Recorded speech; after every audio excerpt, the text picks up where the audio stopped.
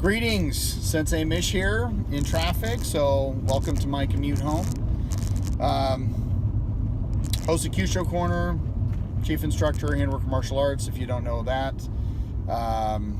Anyway, today, I was thinking about fear and anger. I taught a use of force class a couple days ago. I think it's really important that people understand what makes them angry and what makes them scared, because that's kind of the root of what triggers us. That and that stuff, and it wrapped up in our own ego. So those three are the ingredients for triggers. So let's talk about that today. Episode 3, my vlog.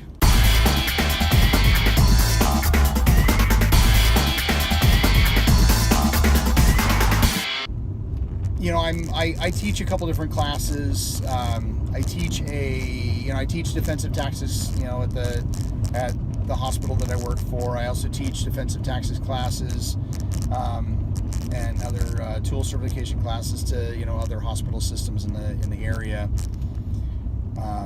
I've started talking about, especially when it comes to use of force, and when we're starting to learn new stuff, I start off with kind of fear and anger. And one of the reasons that I started doing this, bringing up this discussion, is I've always known it to be important, but really what sparked it was a book. Reading can do weird things to you. So it's a book called Deep Survival: Who Lives, Who Dies, and Why, and it's by a gentleman named Lawrence Gonzalez. And it's a bunch of stories regarding, and it's not boring at all, but it's a bunch of stories about situations where people who were highly trained and were put in stressful situations perished. And then there's other situations where people just did not have training and they ended up surviving. Now it starts out with a story about a snowmobiling group, search and rescue group on snowmobiles, and an event where a couple people died, basically because they were stupid. And then it was another one was a fighter pilot landing on an aircraft carrier and him freezing, and he ends up ejecting, but his partner, his co-pilot, dies. So the book kind of starts out with those two stories, and he relates to them, further on in the book. And but when it comes to training, we train to do stuff. We're we train to fight. If you're a martial artist, you're training to fight.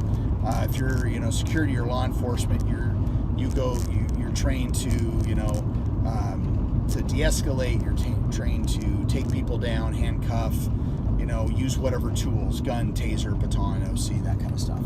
So, we get all this training, and then when we're put in that stressful situation, we don't act the way that we should, or some people don't act the way they should, and that can be attributed to our adrenaline response, which can be attributed to triggers, and that can be attributed to what scares us and what makes us mad.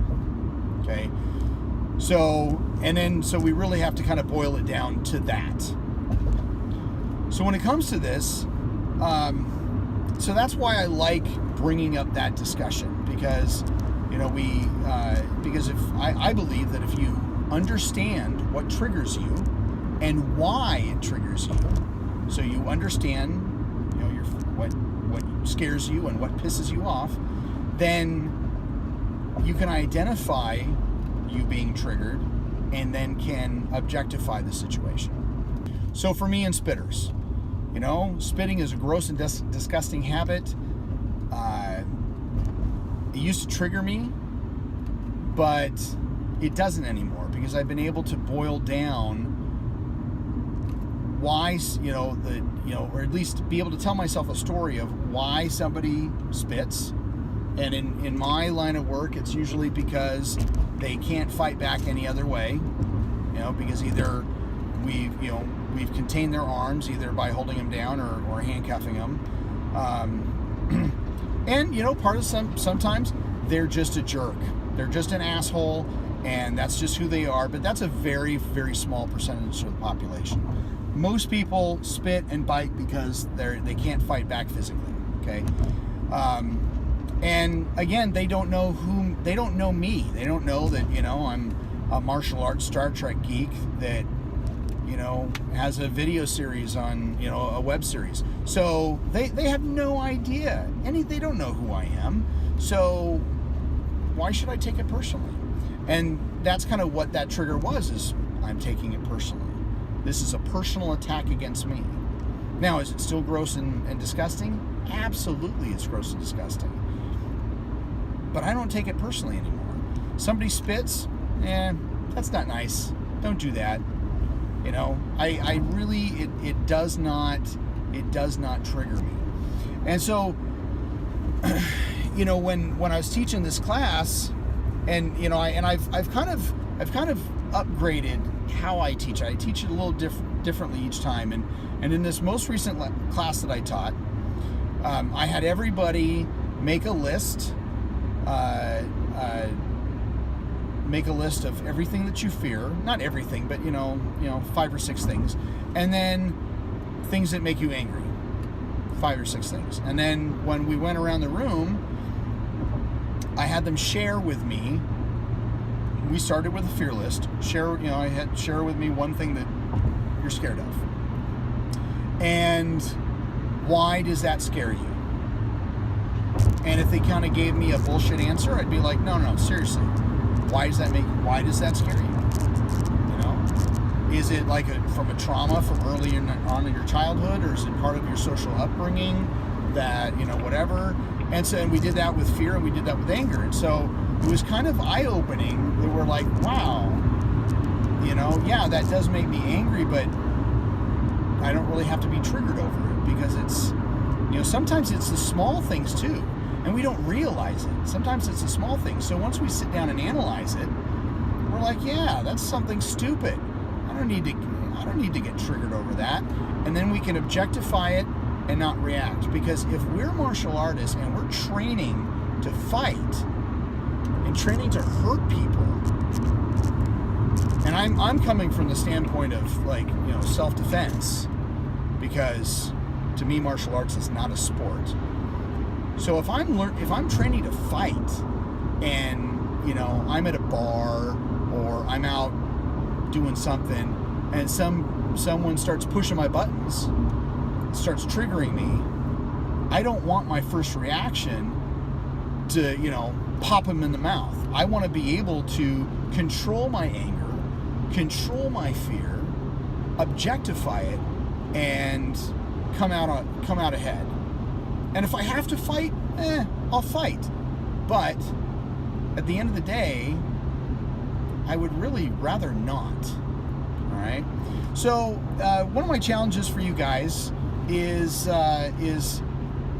do this yourself. Make 2 lists and pick 1 or 2, or hell, pick them all, and really kind of figure out, truly understand why does this make you angry? Why does this scare you?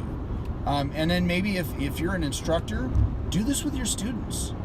Say, okay, guys, instead of a bunch of kicking and punching today, or instead of kata, we're gonna focus on this, and see what your results are. See how your students react, and see if we have that aha moment. Because sometimes when it comes to defensive tactics, sometimes when it comes to self-defense, sometimes we just need a kumbaya moment to really kind of get in touch with each other and understand why we work. So that's all I have for you today. I am me. If you can leave comments, leave them at the bottom. I'd like to hear what results you had if you decide to kind of do that experiment. So peace. I will see you on the next video.